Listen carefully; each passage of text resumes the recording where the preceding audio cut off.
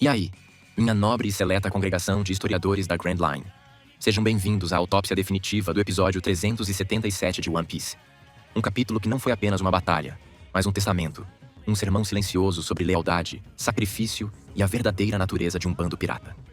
Aqui é o seu narrador de confiança, transmitindo diretamente das ruínas fumegantes de Thriller Bark, pronto para dissecar o sacrifício de Roronoa Zoro, a lealdade de seus companheiros e o evento que solidificou o espadachim como uma das almas mais nobres e aterrorizantes a navegar pelos mares. Esqueçam um resumo superficial. Sem diálogos, como é nossa sagrada tradição. Apenas a mais pura, detalhada e intensa narrativa dos fatos. Mas antes de mergulharmos nesse momento único, não se esqueça de se inscrever no canal. Aqui você sempre encontrará crônicas tão intensas quanto essa, para reviver cada detalhe da maior aventura já contada. Nossa história começa com o silêncio ensurdecedor que se segue à aniquilação. O ataque devastador de Bartholomew Kuma, o Ursus Shock, uma bomba de ar comprimido com o poder de uma pequena arma ancestral, varreu a ilha de Thriller Bark, deixando um rastro de destruição e corpos inconscientes. Os piratas do Chapéu de Palha e seus novos aliados, os piratas Rolling, estavam todos caídos, derrotados não por um inimigo em uma luta justa, mas por uma força da natureza. Uma demonstração de poder de um Shichibukai em um nível completamente diferente. Kuma, imponente e impassível como um anjo da morte, aproveita a oportunidade. Sua missão, dada a ele pelo governo mundial, é clara. Capturar Monkey D. Luffy. Ele se aproxima do corpo de Luffy, que está ainda mais exausto e desgastado por sua batalha titânica contra Gekko Moria e a possessão de Oars. Mas no exato momento em que Kuma o pega, um flash de aço, rápido como um pensamento, corta o ar. É Roronoa Zoro. Com as últimas fibras de sua força, ignorando seus ossos quebrados e feridas abertas, ele desfere um de seus ataques mais rápidos e poderosos. O Itoryu Yai, Shishi Sonson. Estilo de uma espada, saque da espada, canção do leão. O ataque, um corte de saque de espada de velocidade divina, atinge Kuma em cheio no peito, conseguindo danificá-lo. Mas, para o choque absoluto de Zoro, o corte revela não carne e osso, mas uma carcaça de metal e circuitos que faíscam por baixo da pele do Shichibukai. Zoro, ofegante, percebe a terrível verdade. Kuma é um ciborgue, assim como Franky, mas em um nível de sofisticação muito superior. Antes que ele possa processar essa informação, Kuma, com uma calma robótica, dispara um feixe de luz amarela de sua boca. O laser erra Zoro por pouco, mas a onda de choque da explosão subsequente o envia voando, chocando-se violentamente contra os destroços. Zoro, atordoado, mal consegue acreditar na visão de um homem disparando um laser. Kuma, com sua voz monótona e desprovida de emoção, explica. Ele é um pacifista. Uma arma humana protótipo, criada para servir ao governo mundial. E ele revela que foi criado pela mente mais brilhante e misteriosa do mundo, o cientista-chefe da marinha, Dr. Vegapunk. Zoro, com a mente de um guerreiro, compreende a desvantagem esmagadora e absoluta em que se encontra. Kuma não era apenas um Shichibukai com o poder de Akuma no Mi devastador.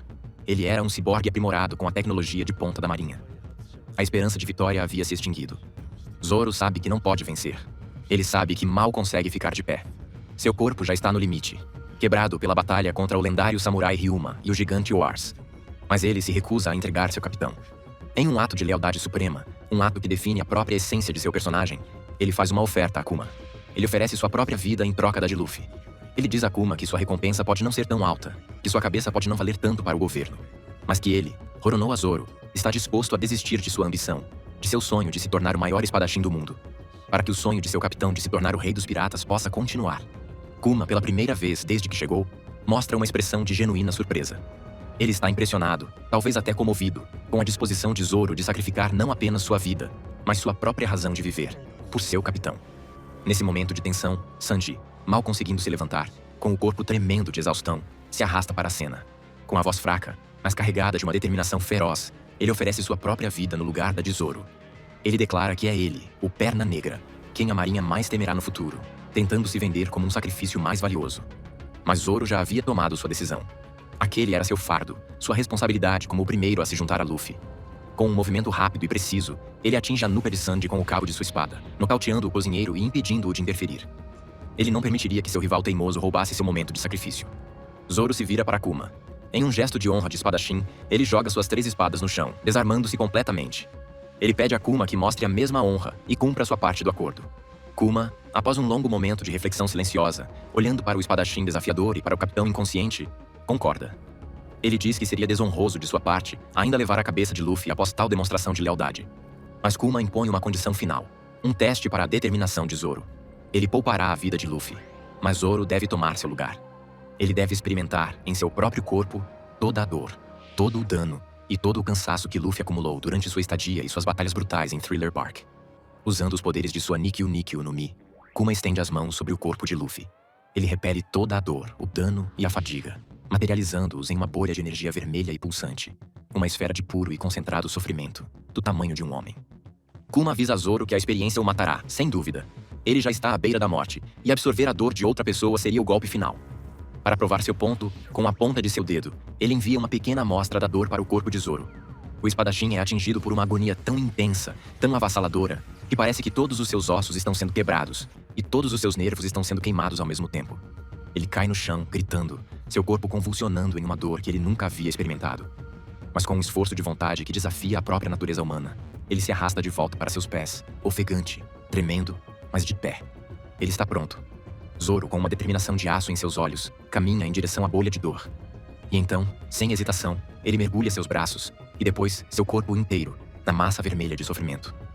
A dor o atinge como um tsunami, uma avalanche de agonia que ameaça rasgar sua alma.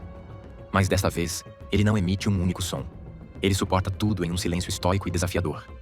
Kuma, observando a cena com um respeito silencioso e profundo, comenta para si mesmo, talvez com um vislumbre de conhecimento sobre o futuro. Como esperado do filho dele, Dragon. Mais tarde, o sol nasce sobre as ruínas de Thriller Bark.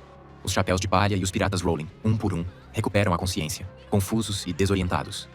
Frank, surpreso, vê Luffy de pé, esticando os braços e agindo como se nada tivesse acontecido.